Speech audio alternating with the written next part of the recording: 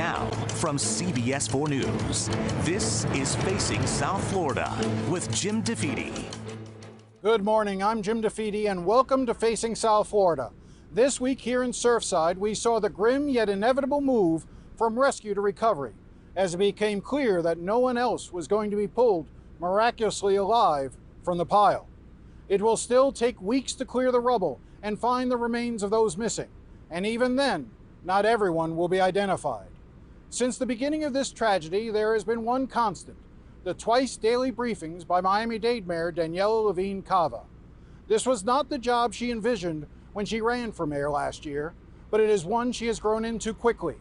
We sat down recently to talk about the pain and the sorrow of the past few weeks. How did you first learn about this disaster, and what were you told? I'm assuming you were awakened with a phone call? So I wake up at 6 o'clock every morning, and just as I was waking up, the call was coming in from Chief Kaminsky. And what did he tell you at 6 a.m.? He told me that a building had collapsed and that they were rescuing people from a building. Did you have a sense for how bad it was going to be at that moment? No. Obviously, a building collapsing, a 12-story building collapsing is not good news, ever. Honestly, I went immediately to Google and found a Jerusalem Post article that had some more of the detail. And so, of course, I was in shock and came up here to be on the scene. By the time I got here, so much was already in play. My job was to make sure that there were no barriers. There were no barriers to the men and women who are so good in emergency, who have been down this road before, making sure that they had everything they needed to get the job done. When you arrive on scene, what do you see? The morning was a blur, I have to say. Obviously, I'm in disbelief. I'm checking out exactly what's going on with the operation. I'm informed that, about all the people who've been rescued, of course, and they're already in the pile. They're in the rubble, and they're explaining to me what's going on the site. What was your first reaction when you finally saw the pile? This site was like Armageddon, something unimaginable. What I had seen in the news, a photo that I had seen, did not do it justice. To see 12 stories of a building collapse, pancake style, on itself, and to see people on the mound beginning this horrific search,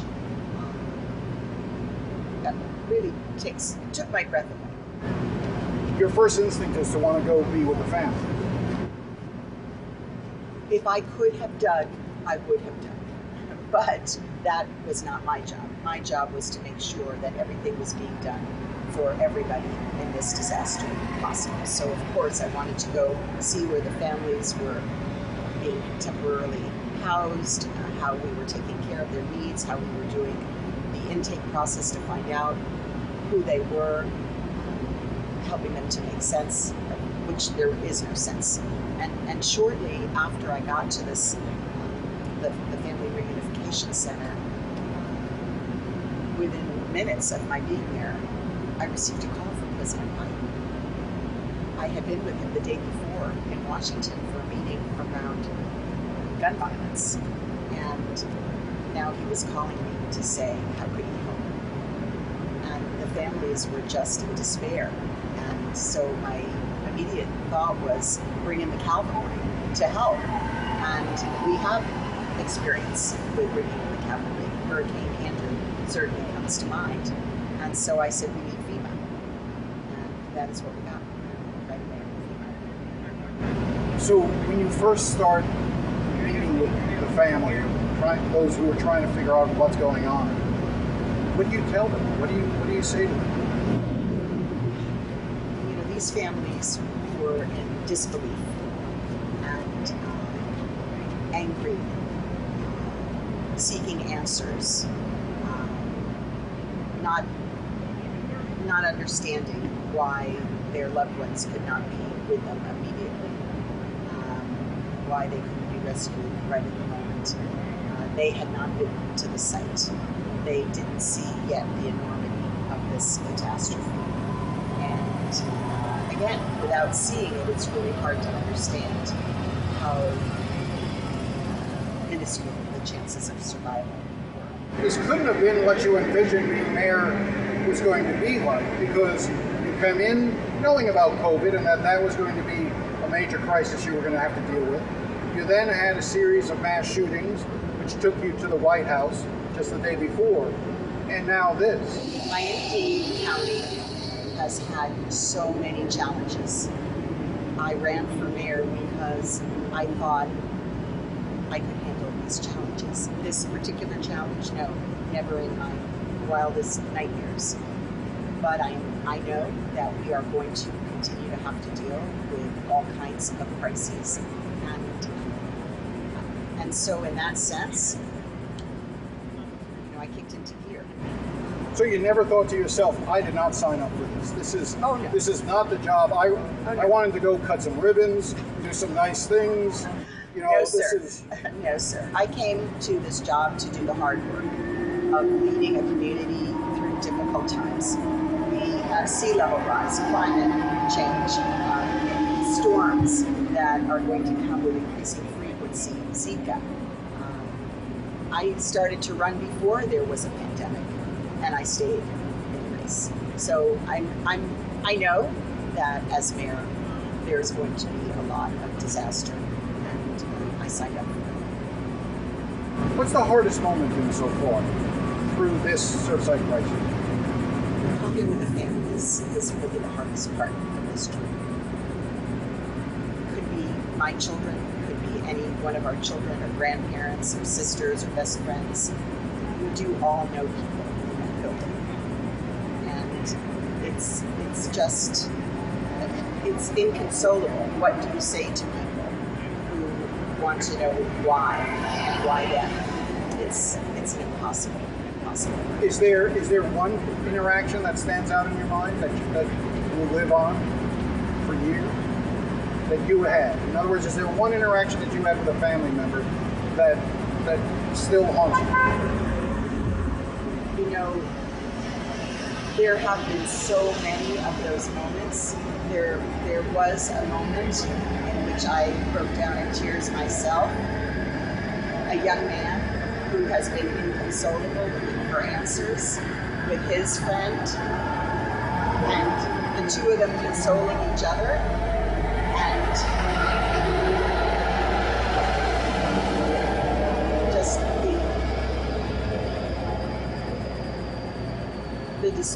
the despair. True. I mean, as we're sitting here talking, these dump trucks are going by.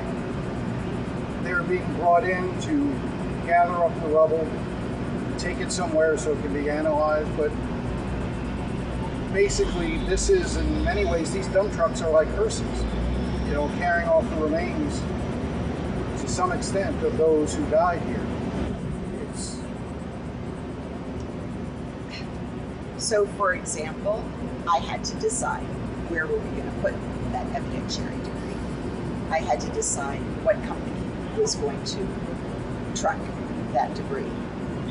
The way that this is being treated is like holy ground. A rabbi referred to it, he said the pile has the same significance to this community as the shul or the temple in this area that so many belong to.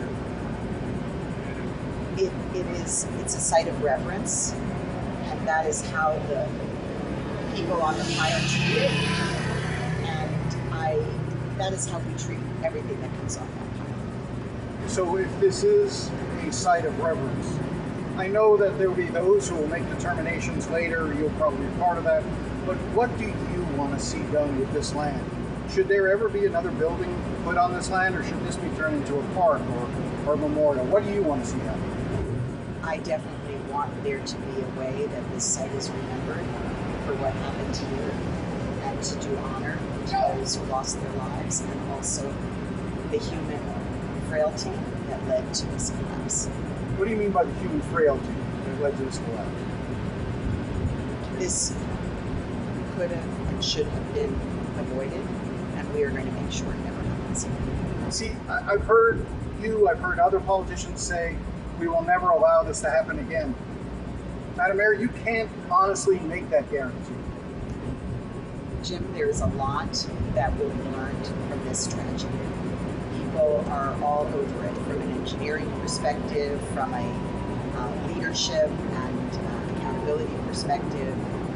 Just like Hurricane Andrew, when we made sure that buildings did not collapse from the wind, we will find a way to make sure that whatever led to this collapse does not repeat. You're out here every day at about 7 a.m.? Yep, yes, sir. And you leave around what time? 8 p.m. 8 p.m.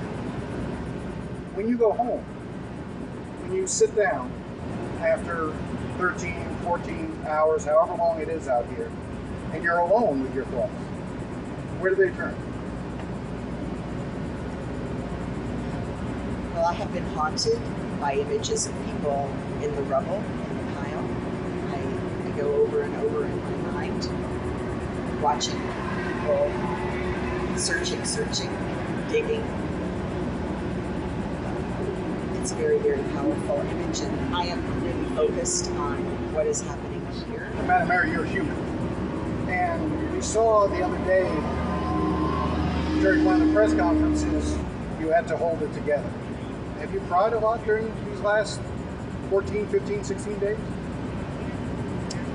You know, Jim, I cry, I hug, a lot of hugs, get a lot of hugs.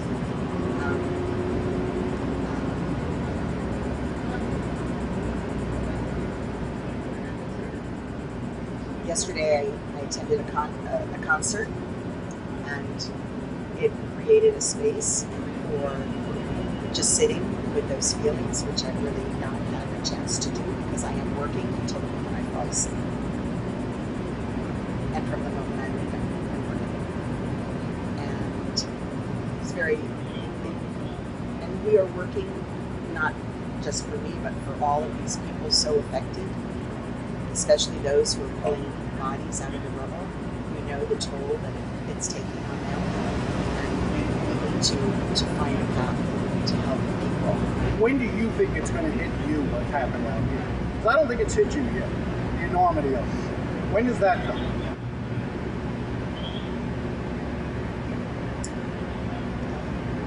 Jim, it's in me. I feel it. I feel it for sure every moment when I'm busy doing my work, from the moment I awake until the moment I go to sleep. I'm busy doing what needs to be done. Well, you said earlier you're haunted. You used the word haunted by those who could be in the pile.